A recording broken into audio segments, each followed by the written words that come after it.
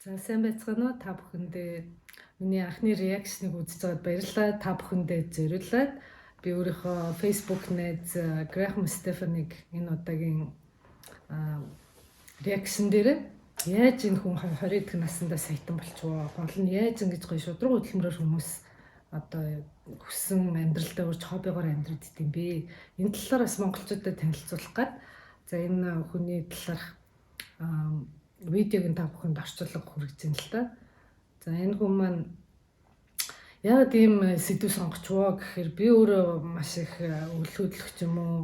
За энэ байр орон сууц хөрөнгө оруулалт санхүү тал дээр хувийн одоо төсөв гэх юм уу те санхүүгийн стилист маягийн тэг хөрөнгө оруулалтын стратегч чиглэлээр сүүлийн хэдэн жилийн хоббигоор амьдраад энэ чиглэлээр бэлтгэгдсэн хүн байгаа. Гэтэл монголчууд маань янз бүрийн төвшөнд байгаад байгаа учраас гадагшаа гараад ингээд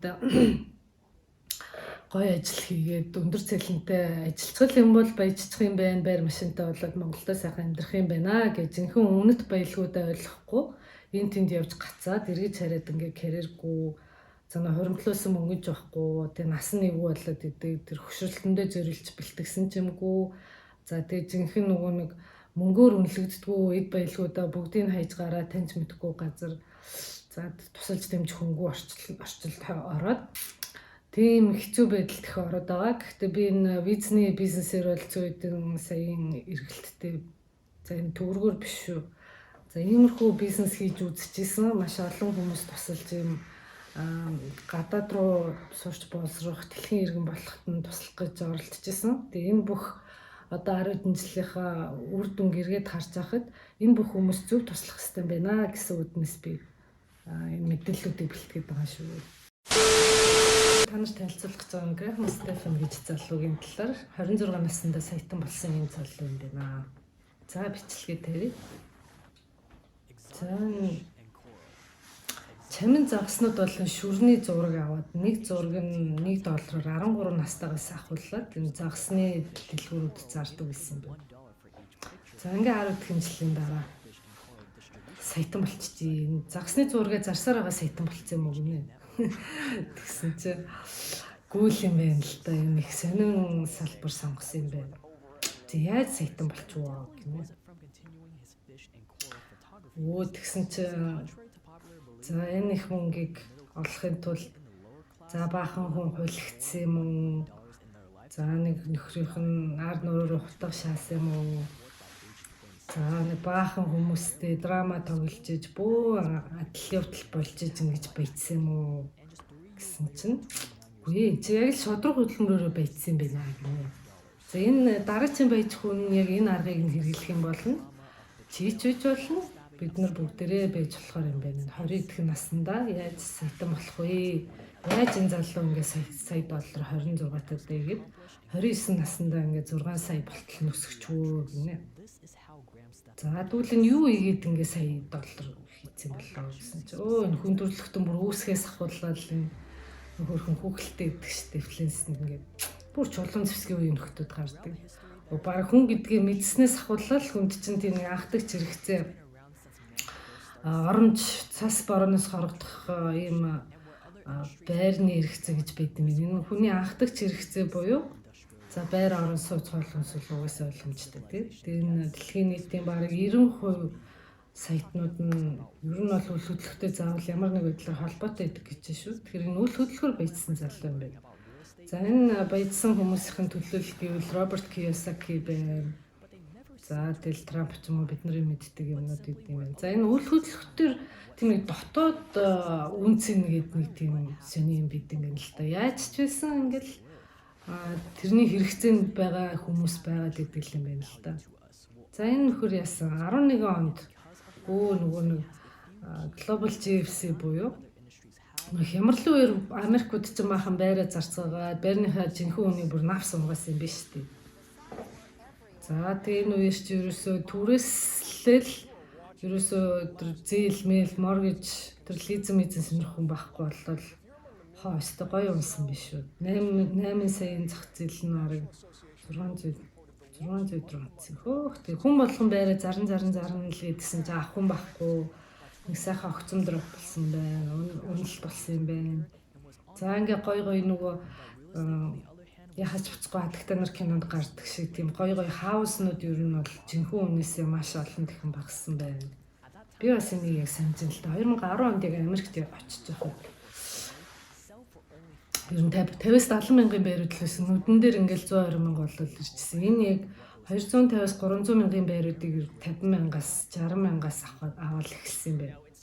Одоо тэр байруудаа яриад байна л да. Одоо нэг анхны авсан тэр байр нь бүр нэлээд новш хурах дуртай хар тамхицэн голдуу нөхдүүд л одоо хэдэрч хамаагүй зарыг гэж бодож зарсан юм шиг байна. Тэг жинхэнэ тэр байрных нь үн цэн нь болохоор одоо барыг 250-аас 300 мянга бол хангалттай. Одоо яг энэ ковидоос бол бүр өндөр үнэтэй байхаар л юм байр юм байна л да. За энэ байрыг бол ерөөсөө 50 мянгад авч ирсэн юм байна. Ингээ 3 байраар сайтан болцсон юм биш тийм чинь.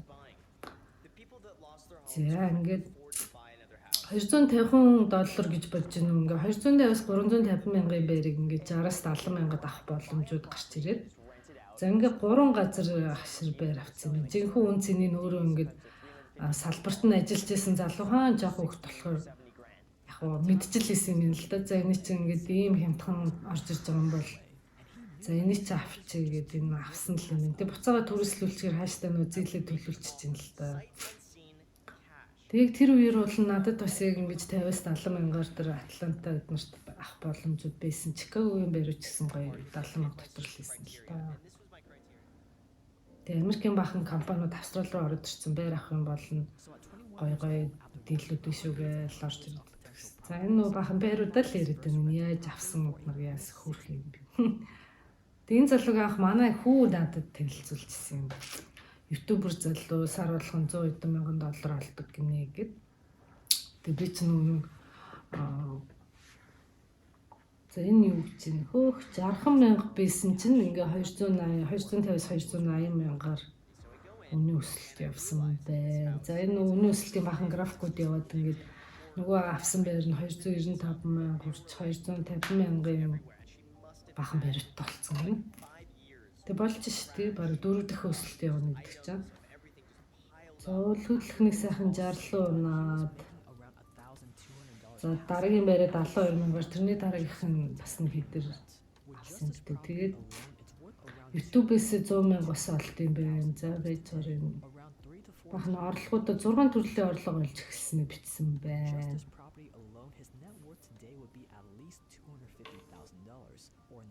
За ингээд тэр анхны авсан 3 байраар эхний байраар ингээд 250 мянган одоо хөрөнгөтэй юм шиг боллоод тэрэн дээрээ түшиглээд дараагийн 2 дахь байр нь 72 мянгаар авсан чинь 125 мянга болсон юм одоо. За энэ ингэсэн байна. За YouTube-ийнх нь орлого сарын 100 мянга болоод дахиад бас нэг өөр төрлийн YouTube-ийн орлого нь сарын 15 мянга орж ирээд тэг өөрөө энэ яаж баяждаг юм хичээл заагаад сарын 23,500 болоод үйл хөдлөлтийнхөө борлуулалтаас сарын 15 мянга болдог гэсэн гинэ. За тэгээд түрээслүүлээд бас хэд болоод исэн би нөхөрч. Түрээсийн орлого бас зөндөө олон байртай болчихгоо чинь байрныхаа түрээсээр баг гадаадын зарим улсад бол 2 байрнаас гөх 3-4 мянга түрээсийн орлогын сар олгоо олдог гэсэн гэж. За энэ ингээ ер нь 20 эдхэнтэйгээс ингээ уучраа болцсон нөхөр юм л та. Тэгэхээр энэ хямралыг бас зөв ашиглаж чадах хэрэгтэй байна гэж харж байна. Тэгээ бас энэ үйл хөдлөлийн салбарт ажиллаж байсныхын давуу талаар гой саналууд орж ирээд ингээд ашигтай ажиллах шансаа мэдсэн юм л та. Энэ тэгээд авсан байруудаа хөрхөн танилцуулаад байна. Тэгэхээр бол жинхэнэс бол за энэ 29 наснда ингээд за 3 байраар 26 наснда $1 сая хөрөнгөтэй. Хөрөнгө гэдэг нь халаас руу мөнгө оруулж ирдэг зүйлийг хэлж байгаа. Шинэ үеийн тодорхойлолтоор бол зүгээр байр машин дангаараа бол биш. За ингээд өөрийнхөө амьдрах зардал бол 4800 дотор багтцсан юм. Тэгэхээр 29 наснда 3 жилийн дараа ингээд 6 сая болох нь аргагүй юм. За 4 дахь байраа 16 онд авсан юм байна. За тэрэн дээрээ бол хараа мөнгө төлсөн биш үү. За ингээ хэдэн онд ямар байр авснуудаа бахан графикаар харуулж байна. Ер нь бол үл хөдлөлийн агент хийж байгаа нөхдүүдэд бас юм шанс гарч ирвэл бас зөв цагтаа зөв газараа байхаас гадна тэр боломжийг ашигладаг зөв хүн байж чадах уугүй юу гэдэг чи одоо орчин цагт бас нэмэлт хүчин зүйл болсон юм биш. Энэ залуу бол яг уу тэр боломжийг ашиглаад яг юу хийсэн бэ л да нөгөө take action буюу ялтчгүй л энэ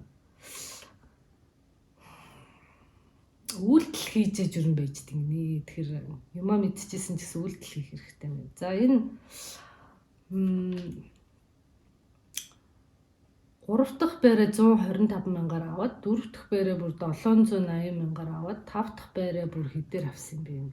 Онуудыг бичиж 11 онд 60 мянгаар байр аваад 12 онд 72 мянгаар 125 мянгаар ингээ 3 байраараа саятан болонгуутлаа саятан нөхөр маань 16 онд 780 мянган байр аваад дараагийнх нь байр нь 585 мянга гинэ. 16 онд 780 байр аваад 17 онд 585 мянган байр авсан юм байна. За ингээд дараа дахиад нэг 6 дахь байр авсан байна. Энэ ерөөсөө ингээд за би болчлоо доо гэж ерөөсөө ханаагүй зөксөг юм байна л да. Энэ нь бас их гайхалтай санагдлаа. Монголчууд бол нэг эхний сая болвол за би ч болчлоо доо яг баяжих зорилго тавиаггүй ч юм уу. За энэ системээ цааш нь үргэлжлүүлээд тууштай явъя гэж боддгоо хүмүүс бас байна л да. Наад шиг жишээ. Яг нь аргуудаа мэдж байгаа ч гэсэн үйлдэл хийдэггүй. Яг тэр хөрөнгөтний орны тэр сэтгхүүг нь дэмждэг хүмүүстэй нэг ойлголтгоо байцдаг л уу. Яг монголчуудад байгаа л Монгол маягаар амьдрал, Монгол зарчмаар явах юм бол яг улам их баяжна гэдэг дээрээс ойлгохгүй л байна. За энэ 835 мянган байр.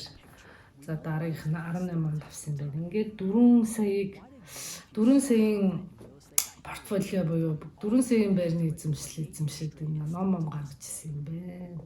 За ингээд контент үйлдвэрлэгч болсон юм байна. За ингээд нэг аимшигын байр аваад өөрөө цэвэрлээл янзлжсэн тухайга бахан хөрх яриад байна. Энэ бас аюу юу харьсан сайтай л юм л да. YouTube бичлэгүүд дээр хөрхөн сарда 110 мянга олдог гэсэн гэж тэгж явах юм бодох. Тийм чинь хөрхөн галтгоондоо суугаад л өөрийгөө биччихэл. Тэгэл тэрийг контент болгочтой. Эхний хэдэн бичлэгүүд нь бас хөрхөн яг байраа яаж одоо барыг урдчилгаагүй авахгүй ч юм уу ингээд хөрхөн санхүүгийн мэдлэг.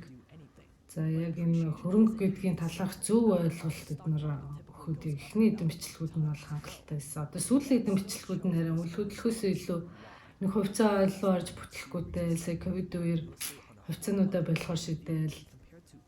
За одоо дараа нь сүүлийн бичлэгүүд бол дан крипто тэр сэний юмнууд бас яваад байгаа.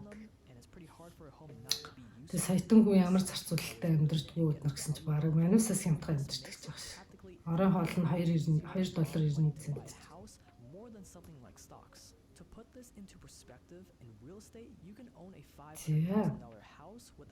Тэгээд цаашаа яасан гинэ нөхөр. За ингээд 500 мянган хувьцаа авсан юм байна. За саятан үнд бол нэг тийм эрсдлээ даах чадвартай болцсон байгаа. Тэр хэмжээнд за 50% нөгөөд за ингээд хэдэн дахиад тэгсэн чинь хувьцаа нь 250 мянга болоо. Дахиад тэнцэнээсээ доошоо 5% бол буурч 25 мянга болоо. Янз янзын бас турсан байна. Тэгэхээр манайхан хөшүүрэг гэсэн юм зүйлийг бас ойлгох хэрэгтэй. Leverage гэдэг юм. Өөрө 25 мянгаар 500 мянган хаус аваад 50 мянган одоо хувьцаа аваад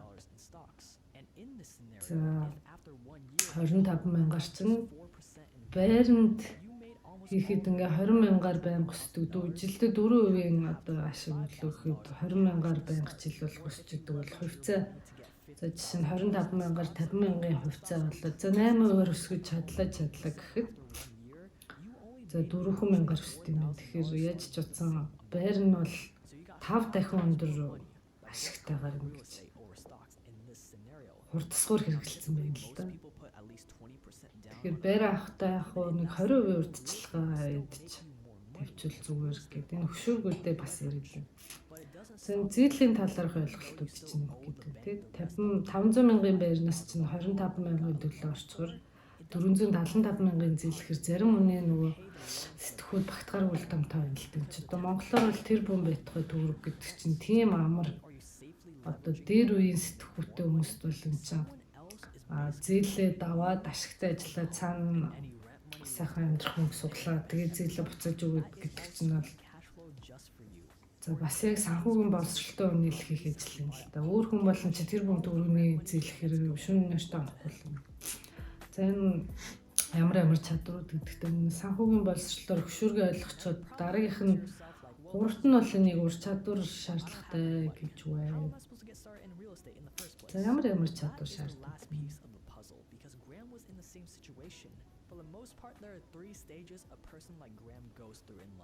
За энэ хадгалах чадвар, олох чадвар, үржүүлэх чадвар гэж шүү. Хөрх юм тий. За энэ хадгалах олохыг бол ихэнх хүмүүс чаддаг юм. Яг энэ multiply буюу үржүүлэх чадвар нь бол бас чухал юм байна л да. Энэ нөгөө авсан байрнуудынхаа үн мөнийг бахан бичээлээ. 18 онд бол 2 байр авсан байна. Тэгээ анх авсан тэр 11 12 онд авсан байрнуудаас олсон мэдлэгээрээ тэр чадвараа ашиглаад дараагийнхаа ингээд 6 дахь байр хүртэл ингээд явах энэ чадварыг хэлсэн. За энэ чадвар бол ихэнх саятан болцсон, тэр бомтон болцсон баяжээ гэж бодоггүй байсан тийм санхүүгийн зорилго нь хаашаа явж байгаа бүтэн зураглалаар гаргадаг хүмүүст бол яг хав чон сонин санагдчих магадгүй юм тийм.